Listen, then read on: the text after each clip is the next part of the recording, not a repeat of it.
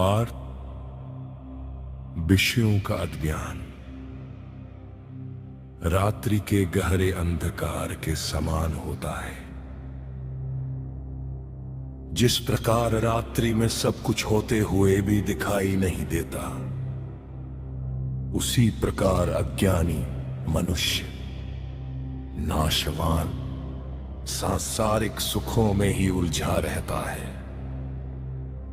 वह भोग में व्यस्त रहता है और उसे यही सत्य प्रतीत होता है। परंतु ज्ञानी और योगी उस समय भी जागते हैं। वे भीतर की ओर मुड़ते हैं और परमात्मा का चिंतन करते हैं। निशा सर्वभूतानां तस्या जागर्ति संयमी, यस्या जागृति भूतानि सा निशा पश्यतो मुने। हे केशव, यदि ज्ञान योग कर्म योग से श्रेष्ठ है, तो फिर आप मुझे युद्ध करने का उपदेश क्यों दे रहे हैं? मुझे इस संघर्ष में क्यों धकेल रहे हैं? पार्थ, मैंने ऐसा नहीं कहा कि ज्ञान योग कर्म योग से श्रेष्ठ है।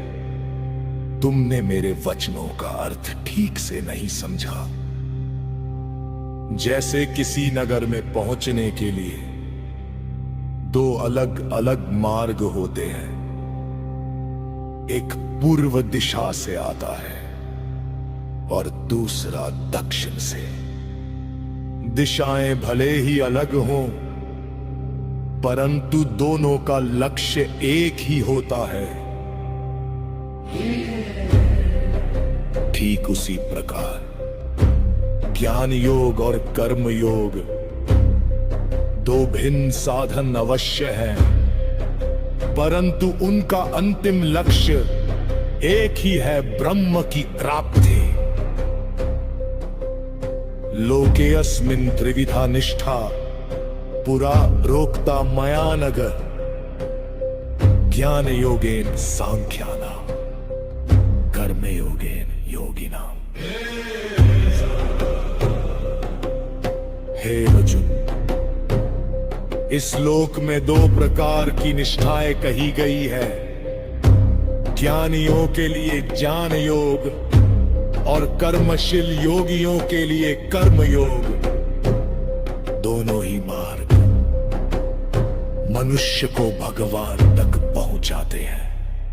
परंतु ज्ञान पर आधारित साधना कठिन है, जबकि कर्म योग जीवन में जीते हुए भी साधना का सरल मार्ग है।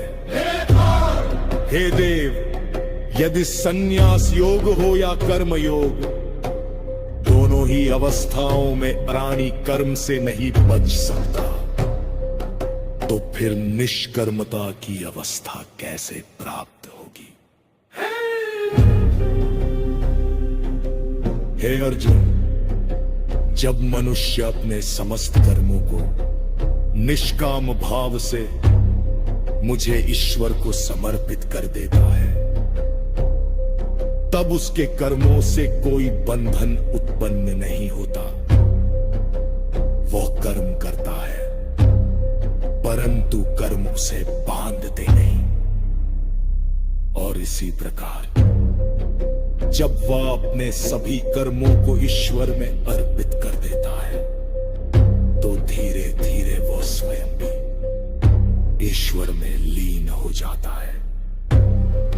यही अवस्था जहां कर्म होते हुए भी कर्म का बंधन नहीं रहता, उसे ही कहते हैं निष्कर्मता।